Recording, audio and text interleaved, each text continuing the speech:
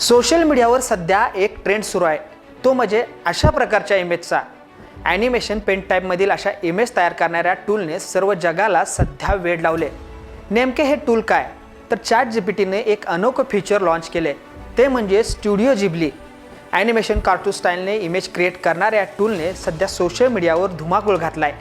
प्रत्येकजण या टूलला पसंती देत आहे। अगदी पंतप्रधान नरेंद्र मोदींपासून ते राजकीय, सामाजिक, मनोरंजन क्षेत्रातील लोकांनाही या टूलची भुरळ पडली आहे। आता हे गिबली काय? तर स्टुडिओ गिबली हा जपानी ॲनिमेशन स्टुडिओ आहे। 1985 मध्ये गिबली ॲनिमेशन स्टुडिओची स्थापना झाली। हायाओ मियाझाकी, इसाओ ताका आणि तोशिओ सुझुकी यांनी मिळून जपानमध्ये याची सुरुवात केली। त्यांचंच हे गिबली आर्ट सध्या सोशल मीडियावर ट्रेंड बनलंय।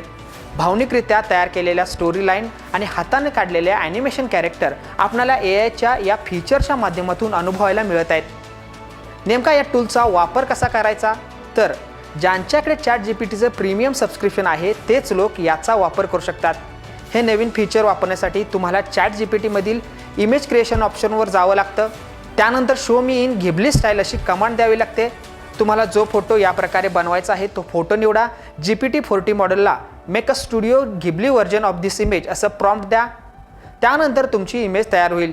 आणि जर का तुमच्या खिशाला कात्री लावायची नसेल व अशा प्रकारच्या इमेजेस तुम्हाला फ्रीमध्ये हव्या असतील तर एक्सचं ग्रोक AI वापरा आणि गिबली स्टाईलमधील काही इमेज फ्रीमध्ये क्रिएट करा आणि या फीचर्सचा आनंद घ्या।